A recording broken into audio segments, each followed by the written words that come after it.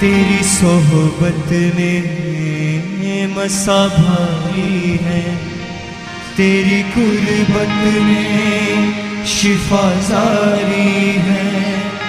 तेरी सोहबत में मसा भारी है, तेरी कुर्बत में शिफा जारी है। ये सुनाम में दे दे। हालेलुया। जय मसीह की सभी को। परमेश्वर आपके साथ और आपसे प्रेम करता है। हर एक जन चाहता है कि परमेश्वर उसके बारे में बात करे, लेकिन बाइबल बताती है जब आप परमेश्वर काम करने की लगन अपने अंदर पैदा करते हो तो परमेश्वर का ध्यान आपकी ओर होता है और परमेश्वर आपके लिए बेस्ट बोलता है। राजा दाऊद को याद करो, जब उसने वाचा के संदूक को यरूशलेम के अंदर लेके आया तो उसने बहुत सारे होम बलि, मेल बलि परमेश्वर को चढ़ाए, और फिर जितनी प्रजा आई हुई थी, क्या पुरुष क्या स्त्री, सबको एक एक रोटी, मांस का टुकड़ा, किशमिश बांट दी। अब सुनो, वो मांस के टुकड़े को ऐसा नहीं था कि 50 ग्राम का, 100 ग्राम का, कि एक खेल था। नो, वैसे मांस के टुकड़े थे जिसे पूरा परिवार खा सकता था। तो उसने कितना बड़ा बलिदान, कितने पशुओं का बलिदान चढ़ाया, कितने पैसे पे किए उसने, और तब भी उसका मन नहीं भरा। तब भी वो सोचता है, नातान नबी को बुलाता है कि मैं तो देवदारू से बने हुए घर में रहता हूँ, लेकिन जो परमेश्वर का वाचा संदूक है वो तो एक तंबू के अंदर, एक टेंट के अंदर रहता है। ये कैसे हो सकता है? मैं कुछ करना चाहता हूँ। अब देखो, अब भी परमेश्वर काम करने की भूख उसके अंदर है। अब सोचो, परमेश्वर क्यों नहीं उसके लिए बोलेगा? जिसे परमेश्वर घर की चिंता है, जो तंबू वो टेंट, एक टेंट के अंदर है, लेकिन मेरे घर पे सफ़ेदी है, परमेश्वर चर्च में कोई सफ़ेदी नहीं है। मेरे घर पे नई टुकड़ियाँ लगा दी है, लेकिन भवन में मैट भी नहीं है। मेरे घर में सोफे हैं, लेकिन चर्च में कुर्सियाँ भी नहीं है। अब दाऊद को भूख थी कि परमेश्वर के भवन में कमी है, और उसने बोने की तैयारी की। तो उसी रात नातान नबी से परमेश्वर का था, जा मेरे राजा दाऊद को बोल दे कि मैंने तुझे, तेरे साथ कितनी भलाई की है।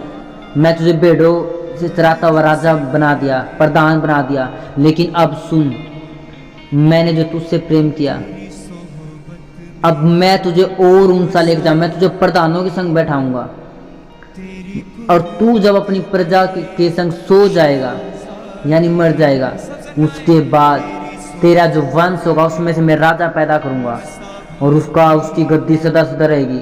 वो उस भवन को बनाएगा। इतनी बड़ी प्रतिज्ञा परमेश्वर ने की। आप बताओ क्यों की? क्योंकि उसने परमेश्वर काम करने की लगन थी। अगर आपके अंदर भी परमेश्वर के काम करने की लगन है, राजा दाऊद की तरह, तो परमेश्वर आपके लिए बोलेगा। आप चाहते हैं कि परमेश्वर दास हमारे लिए भविष्यवाणी करे, लेकिन कैसे परमेश्वर बोलेगा जब आप परमेश्वर का ध्यान आपकी ओर नहीं खींच रहे? आज आप सो रहे, आपकी प्रार्थना में मन नहीं है। राजा ने बोया, चर्च में दान दिया, उसके कामों को खोला, और परमेश्वर का ध्यान दाऊद की ओर हुआ। उसके बच्चों तक की परमेश्वर ने बात कर दी, उसके आने वाले जनरेशन की परमेश्वर बात कर रहा है कि मैं उसको गद्दी पे ऊंचा रखूंगा। सोचो, आपके बच्चों के बारे में क्या परमेश्वर ने बोला अभी तक? क्योंकि आपने कुछ दिया ही नहीं। आपकी जॉब के लिए परमेश्वर ने बोला मैं तुझे पद बढ़ाऊंगा। क्या आपके फाइनेंस के लिए बोला कि मैं बरकत दूंगा? नहीं बोला, क्योंकि आपने बोया नहीं। परमेश्वर कब बात करेगा? जब आप कुछ ऐसा करोगे जिससे परमेश्वर ध्यान आपकी ओर हो। हालेलुया। क्योंकि आपको परमेश्वर ध्यान खींचना होता है। इतने लोग मसीह हैं, परमेश्वर बात नहीं करता। चंद लोगों से परमेश्वर बात करता है जिन्होंने परमेश्वर से सुनने की आदत हो गई है। हर वक्त कुछ ऐसा करो जो आपके जीवन को हिला के रख दे और परमेश्वर ध्यान आपकी ओर आकर्षित करे। जब आप घंटों घंटों प्रार्थना बिताओगे, जब आप परमेश्वर की चर्च के बारे में सोचोगे, आप परमेश्वर दास के बारे में सोचोगे, उनके घराने के बारे में सोचोगे, आप परमेश्वर की प्रजा के बारे में सोचोगे, तो परमेश्वर आपके बारे में सोचेगा। वो आपके बिजनेस के, आपके काम के, आपके स्वर्ग जाने के बारे में, आपके बच्चों तक की आशीष के बारे में सोचेगा। हालेलुया। तो बाइबल जो बताती है वो सच है। आप परमेश्वर काम करने की इच्छा पैदा करोगे, परमेश्वर आपके काम करेगा। हालेलुया। तो परमेश्वर आप सबको आशीष दे।